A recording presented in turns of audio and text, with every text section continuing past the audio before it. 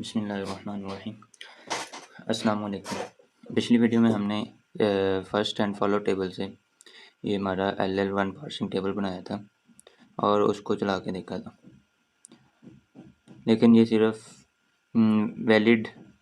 Statements के लिए था, जबकि अगर दरमियान में कहीं कोई एरर आता है तो उसको किस तरह से डिस्कस करते हैं वो हम देखते हैं आज। सबसे पहले तो कोई एरर हो सकता है, लेट से जैसे आई प्लस एन और यहाँ पर इसकी क्लोजिंग ब्रैकेट मिसिंग हो और यहाँ पर इनपुट एंड हो जाए। तो यहाँ पर क्या मसला क्या है कि एक ब्रैकेट जो कि हमारे पास होनी चाहिए लेकिन नहीं है, मिसिंग है। दूसरा मसला ये हो सकता है कि कोई चीज़ एक्स्ट्रा आ जाए, लेट से मैं कहता हूँ आई प्लस मल्टीप्लाई एन, तो यहाँ पर मल्टीप्लाई एक्स्ट्रा आ गया, या हम यूँ भी कह सकते हैं कि यहाँ पर कोई चीज़ मिसिंग है। और तीसरा हमारे पास इस तरह का एरर हो सकता है कि हम एक चीज़ को दूसरी से रिप्लेस कर दें तो वो ठीक हो जाए, जिस तरह यहाँ ऐसे लिखा हो आई प्लस मल्टीप्लाई और यहाँ पर एंड हो रही है, तो यहाँ पर जो मल्टीप्लाई इनफैक्ट यहाँ पर कोई वेरिएबल या कांस्टेंट होना चाहिए। अब ये तीन केस हो सकते हैं हमारे पास, कोई चीज़ मिसिंग है, कोई चीज़ एक्स्ट्रा है, या फिर कोई चीज़ किसी दूसरी चीज़ से रिप्लेस हो जानी चाहिए। अब जब हम पार्सिंग कर रहे थे तो इस तरह का कोई भी केस आता है तो हम किसी ऐसे बॉक्स में पहुंचेंगे जो कि खाली होगा। अब जब खाली जगह पर हम पहुंचेंगे तो हमारा पार्सर जो है वो अपनी जगह पर स्टक हो जाएगा, तो अल्टीमेटली क्या होगा कि कोई भी रिज़ल्ट नहीं जनरेट होगा। या फिर अगर हम ऐसी जगह से सिंपल रिटर्न कर देते हैं तो हमें एक ही एरर का पता चलेगा कि इस लाइन में इस जगह पर एरर आ रहा है, और उसके बाद आगे किसी एरर का कोई पता नहीं चलेगा। अब हमारा मकसद ये है कि हम चाहते हैं कि हम यूज़र को ज़्यादा से ज़्यादा एरर उसके बता सकें ताकि वो एक ही दफ़ा में सारे सही कर ले। ऐसा ना हो कि वो एक को सही करे, अगली लाइन में फिर एरर आ जाए, अगली में फिर एरर आ जाए। तो उसके लिए हमारे पास दो टेक्निक्स हैं। एक तो हमारे पास ये है कि कोई भी हमारे पास यहाँ पर हम कोई चीज़ इंसर्ट कर दें,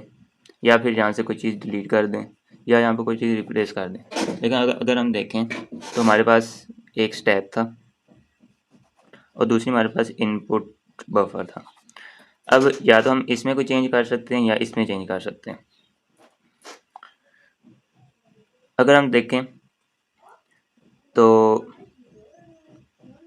अगर हमारे पास जब हम कोई भी इनपुट को पास कर रहे होते हैं तो हम इनपुट के एक कैरेक्टर को स्टैक के टॉप से मैच करके उसको चेक कर रहे होते हैं क्या ये सही है या नहीं है। अगर मैच करता है तो हम कहते हैं ठीक है, अगर मैच नहीं करता तो वो ठीक नहीं होता। या फिर वहाँ पे कोई नॉन टर्मिनल होता है तो हम फिर उस इनपुट के पहले कैरेक्टर के मुताबिक वहाँ पर हम कोई ना कोई प्रोडक्शन को रिवर्स करके उसको रिप्लेस कर रहे होते थे। अब जब यहाँ स्टैक के टॉप पर कोई ऐसा कैरेक्टर है जो इससे मैच नहीं कर रहा, यानी कि हम यहाँ पर टेबल में किसी एम्प्टी बॉक्स में आ गए हैं, तो या तो हम ये कर सकते हैं कि इनपुट के उस कैरेक्टर को, जैसे यहाँ पर था, अगर हम यहाँ पर पहुँचे हैं तो यहाँ मैं ये कर सकता हूँ कि इसको छोड़ दूँ, आगे आगे स्किप कर जाऊँ। और दूसरा मेरे पास ये है कि मैं यहाँ पर कोई चीज़ इंसर्ट करूँ, तो उसके लिए मैं क्या करूँगा कि एक मैं इमेजिन करना चाहता हूँ कि मैंने यहाँ पर कुछ इंसर्ट किया है, तो मैं क्या करूँगा स्टैक की जो टॉप वाली सिंबल है उसको रिमूव कर दूँगा, तो वो ऐसा होगा जैसा कि हमने यहाँ पर एक इंसर्ट कर दिया। जैसे कि हम अगर इसको पास कर रहे हैं तो स्टैक के टॉप पर जब हमने इस ब्रैकेट को चेक करना है तो स्टैक के टॉप पर क्लोजिंग ब्रैकेट होनी चाहिए, जबकि अगर ये है तो स्टैक के टॉप पर क्लोजिंग ब्रैकेट होगी, यहाँ पर डॉलर होगा। तो हम सिंपली क्या करेंगे कि स्टैक के जो क्लोजिंग ब्रैकेट है उसको पॉप कर देंगे, तो ऐसा ही लगेगा कि जैसे हमने यहाँ पर एक ब्रैकेट इंसर्ट कर दिया। और इस एरर का हम रिकॉर्ड अपने पास रख लेंगे और जब हमारी पूरी पार्सिंग कंप्लीट होगी तो हम यूज़र को दिखा देंगे यहाँ पर आपका एरर आया था। तो हमारे पास दो टेक्निक्स कौन सी होंगी, एक होगी कि हम स्टैक से पॉप कर दें और दूसरी टेक्निक होगी हम इनपुट का जो एक करैक्टर है हमारे पास उसको स्किप कर दें। अब हमने ये देखना है कि हम पॉप का फंक्शन कब यूज़ करेंगे और स्किप का फंक्शन कब यूज़ करेंगे। यहाँ पर हमारे पास एक फर्स्ट का टेबल है और दूसरा फॉलो का टेबल है। फर्स्ट की आउटपुट थी, ये फॉलो की थी, और इनको यूज़ करते हुए हमने ये टेबल बनाया था। यहाँ पर जिन टर्मिनल्स के फर्स्ट में नल स्ट्रिंग थी, हमने उनके फॉलो वाले कॉलम में नल स्ट्रिंग इंसर्ट कर दी थी, लेकिन जिनके फर्स्ट में नल स्ट्रिंग नहीं थी उनको हमने स्किप कर दिया था। तो अब हम क्या करेंगे कि जिनके फर्स्ट में नल स्ट्रिंग नहीं है उनके फॉलो में सिंक का एरर लिख देंगे, यानी कि ई के अगेंस्ट क्लोजिंग और डॉलर में यहाँ पे सिंक एरर आएगा, यहाँ पे सिंक एरर आएगा, और इसी तरह टी के इन चारों में प्लस माइनस, यहाँ पर सिंक एरर, यहाँ पर भी सिंक एरर, और यहाँ पर भी सिंक एरर, यहाँ पर सिमिलरली एफ के केस में इन सब में यहाँ पर मैं सिंक एरर लिख रहा हूँ।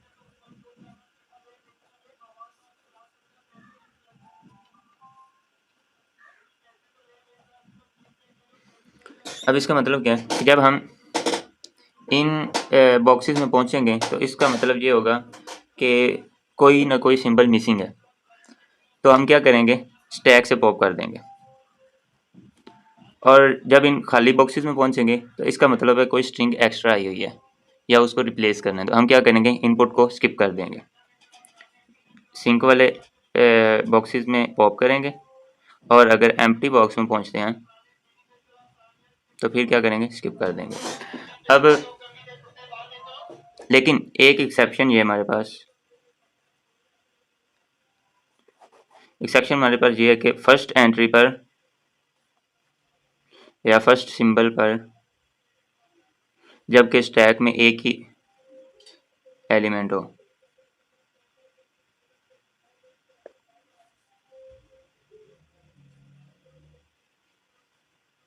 तो हम क्या करेंगे, उस केस में अगर हम सिंक वाले बॉक्स में पहुंचते हैं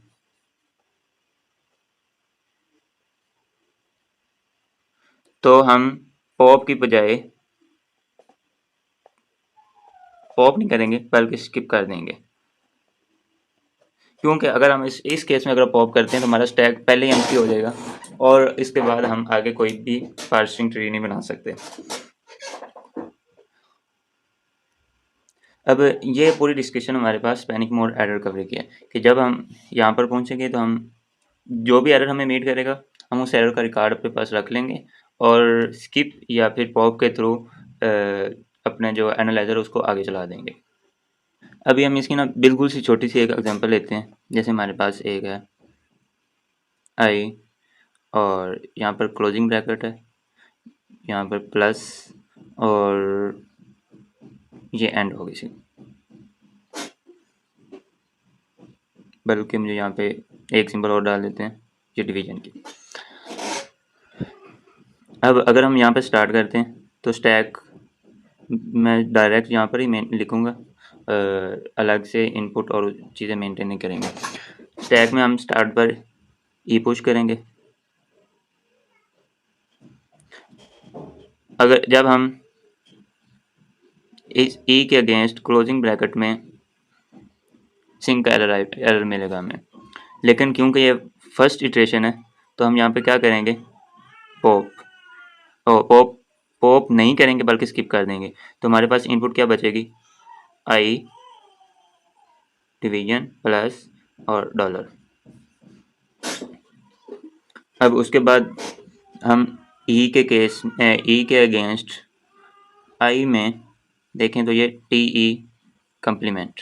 और टी ई क्या कहते हैं इसे, प्राइम। अब टी ई प्राइम को हम रिवर्स करके यहाँ पर पुश करेंगे तो ये बनेंगे ई प्राइम टी, मैंने यहाँ पर ही चेंज कर दिया क्योंकि मेरे पास यहाँ पर जगह थोड़ी है और अगर मैं साइड पर दूसरी जगह पर करता हूँ तो ये टेबल बार बार मसला करेगा, तो यहाँ पर ही मैं चेंज कर रहा हूँ। अब टी के कॉलम में और टी की रो में आई के कॉलम में एफ टी, तो सिंपल इसको रिवर्स करके तो ये क्या बनेगा, यहाँ पर पुश करेंगे तो टी एफ बन जाएगा,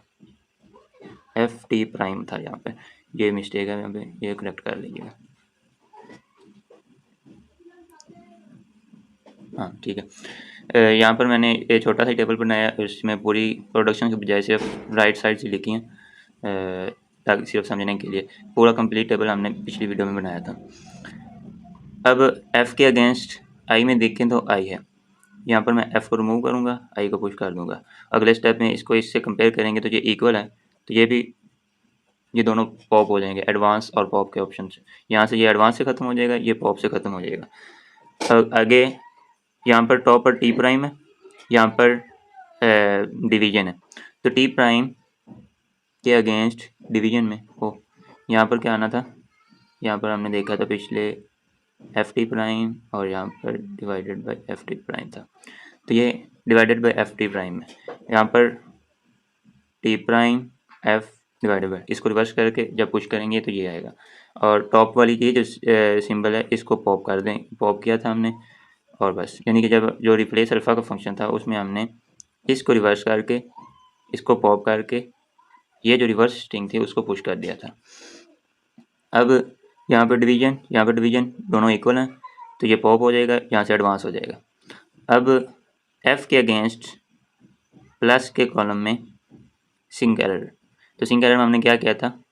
इसका रिकॉर्ड रख लेंगे कि यहाँ पर इस जगह पर एरर है, यहाँ पर भी हमने रिकॉर्ड रखा था कि इस जगह पर एरर है, और f को पॉप कर देंगे, तो हमारे पास क्या बचेगा, प्लस डॉलर, ये हमारे पास इनपुट बचेगी दूसरे एरो के बाद। और यहाँ पर स्टैक जो हमारे पास ये ई प्राइम और ये टी प्राइम। अब टी प्राइम के अगेंस्ट प्लस के कॉलम में क्या है, एम्प्टी स्ट्रिंग, तो जब हम इसको रिवर्स करके इसके साथ रिप्लेस करेंगे तो ये ख़त्म हो जाएगा यहाँ से, और हमारे पास स्टैक ये बचेगा। अब ई प्राइम में प्लस के कॉलम में प्लस टी ई प्राइम, ठीक है। अब प्लस, तो इस केस में हमने क्या किया था, इसको पॉप कर दिया था, यहाँ पर हमने इसको रिवर्स करके इसको रिप्लेस करेंगे, तो इसको पॉप करके इसका रिप्लेस ई प्राइम टी प्लस प्लस के इक्वल है, तो ये पॉप हो जाएगा, ये एडवांस हो जाएगा, और यहाँ पर डॉलर टॉप पे, यहाँ पर इनपुट का पॉइंटर जो हमारे पास होगा वो डॉलर पे होगा, और ये टी पे है, इसका टॉप स्टैक का टी पे है, तो टी के अगेंस्ट डॉलर में सिंक एरर है, तो इसको भी पॉप कर देंगे। उसके बाद ई प्राइम के अगेंस्ट डॉलर में एम्प्टी है, तो इसको रिवर्स करके इसके साथ रिप्लेस करेंगे तो ये भी ख़त्म हो जाएगा। अब हमारे पास इनपुट में ये बचा है, स्टैक में भी ये बचा है, तो हमने ये इसको उस वक्त हमने किया था, स्टैक डॉलर के अगेंस्ट डॉलर मिले तो हम एक्सेप्ट कर लिया था। यहाँ पर हम क्या करेंगे